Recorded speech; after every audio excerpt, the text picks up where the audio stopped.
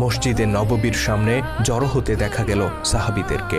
তাদের মধ্যে কাজ করছে এক ধরনের চাপা উৎকণ্ঠা। বেশ কয়েকদিন ধরেই অসুস্থ মহানবী হজরত মুহাম্মদ সাল্লাল্লাহু আলাইহি সাল্লাম। রাসূলুল্লাহর এই অসুস্থতা সাহাবীদের মধ্যে সৃষ্টি করেছে চরম উদ্বেগ। কারো চোখে ঠিকমতো ঘুম নেই, হৃদয়ে এতটুকু সুখ নেই। একটি প্রবল আশঙ্কা, চরম অস্থিরতা তাদেরকে ঘিরে ধরেছে। মসজিদে নববীর পাশেই ছিল নবীজি সাল্লাল্লাহু আলাইহি সাল্লাম এর ঘর। অসুস্থ শরীর নিয়েই তিনি নামাজ পড়াতেন মসজিদে। যে এভাবেই চলল কয়েকদিন। একদিন আসরের নামাজের সময় হলো। বেলাল রাদিয়াল্লাহু তাআলা আনহু আজান দিলেন। মুসল্লিরা দলে দলে ভিড় করলেন মসজিদে নববীতে। ওযু করলেন, নামাজের জন্য প্রস্তুত হলেন। অতঃপর অপেক্ষা করতে লাগলেন রাসূল সাল্লাল্লাহু আলাইহি সাল্লামের জন্য। কিন্তু দীর্ঘ অপেক্ষার পরেও এলেন না আল্লাহর নবী। হযরত ওমর রাদিয়াল্লাহু তাআলা আনহু বেলাল রাদিয়াল্লাহু তাআলা আনহুকে ডেকে বললেন, বেলাল, নবীজির ঘরে যে তাকে একটু দেখে আসবে কি, একটু খবর নিয়ে আসবে কি তিনি কেমন আছেন। বেলাল রাদিয়াল্লাহু তাআলা আনহু চলে গেলেন নবীজির ঘরে। খানিক বাদে ফিরে এসে মুসল্লিদেরকে জানালেন নবীজির অসুস্থতা বেড়ে গেছে, তিনি অন্য কাউকে ইমামতি করতে বলেছেন। অতঃপর তিনি এদিক ওদিক কাকে যেন খুঁজলেন। মনে হলো যেন কাঙ্ক্ষিত ব্যক্তিকে তিনি খুঁজে পেলেন না। অতঃপর খুঁজে পেলেন ওমর রাদিয়াল্লাহু তাআলা আনহুকে। বললেন, ওমর, আপনি নামাজে ইমামতি করুন। রাসূলুল্লাহর অসুস্থতা বেড়ে গেছে, তিনি আজকে আসতে পারবেন না। নবীজির ঘর থেকে বেরিয়ে বেলাল রাদিয়াল্লাহু তাআলা আনহু যখন একথা বললেন, তখন ওমর রাদিয়াল্লাহু তাআলা আনহু ধারণা করলেন হয়তো রাসূলুল্লাহ নিজেই এই নির্দেশ দিয়েছেন। এত সাহাবীকে পেছনে রেখে ওমর রাদিয়াল্লাহু তাআলা আনহু ইমামতি করবেন, এটা যেন তার কাছে এক পাহাড় সম বোঝার মতো মনে হলো। কিন্তু রাসূলুল্লাহর নির্দেশ মনে করে তিনি অনিচ্ছা সত্ত্বেও ইমামতি করলেন। নামাজ শেষে জানা গেল নবী করিম সাল্লাল্লাহু আলাইহি সাল্লাম ওমর রাদিয়াল্লাহু তাআলা আনহুকে ইমামতি করার নির্দেশ দেননি। তিনি বলেছেন অন্য কাউকে ইমামতি করতে।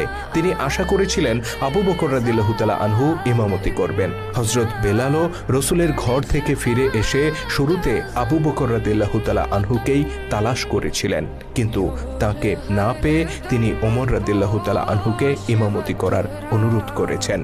হযরত ওমর রাদিয়াল্লাহু তাআলা আনহু এই বিষয়টি জানার পর বেলালকে ডেকে বললেন, তুমি কেন আমাকে ইমামতি করতে বললে? আমি ভেবেছিলাম এটা রাসূলুল্লাহর নির্দেশ। যদি জানতাম এটা রাসূলুল্লাহর নির্দেশ নয়, তবে আমি কখনোই ইমামতি করতাম না। বেলাল রাদিয়াল্লাহু তাআলা আনহু বললেন, আমি আবু বকরকে না পেয়ে ভাবলাম আপনি নেতৃত্ব দেওয়ার যোগ্য, তাই আপনাকে অনুরোধ করেছি। খানিক বাদে মাগরিবের নামাজের একটু আগে মসজিদে নববীতে আসতে দেখা গেল হযরত আবু বকর রাদিয়াল্লাহু তাআলা আনহুকে। ওমর তাকে দেখা মাত্র ছুটে গেলেন। বললেন, হে আবু বকর, আপনি কেন এত দেরি করে এলেন? আপনার অনুপস্থিতিতে পাহাড় সমান বোঝা আমার উপর চাপানো হয়েছে। আবু বকর রাদিয়াল্লাহু তাআলা আনহু জিজ্ঞেস করলেন, কি হয়েছে ওমর?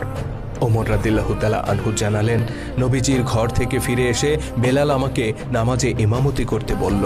আমি ভাবলাম এটা হয়তো রাসূলুল্লাহর নির্দেশ, কিন্তু যখন রাসূলুল্লাহ তার গৃহ থেকে আমার তাকবীর ধ্বনি শুনতে পেলেন, তিনি বললেন, না না, এখনো আল্লাহর পক্ষ থেকে নির্দেশ আসেনি। তিনি বললেন, আবু বকরকে বলো ইমামতি করতে।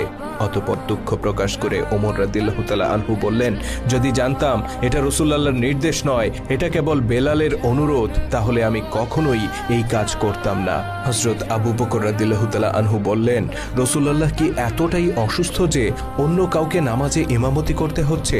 ওমর রাদিয়াল্লাহু তাআলা আনহু জানালেন, তার ব্যথা আগের চেয়ে অনেক বেড়ে গেছে। মসজিদে আসার মতো শক্তি এখন আর তার নেই। অগত্যা মসজিদে নববীতে প্রবেশ করে মাগরিবের নামাজে ইমামতি করলেন হযরত আবু বকর রাদিয়াল্লাহু তাআলা আনহু। এরপর থেকে রাসূল সাল্লাল্লাহু আলাইহি সাল্লামের অনুপস্থিতিতে তিনি নামাজে ইমামতি করতে লাগলেন। শুধু দর্শক,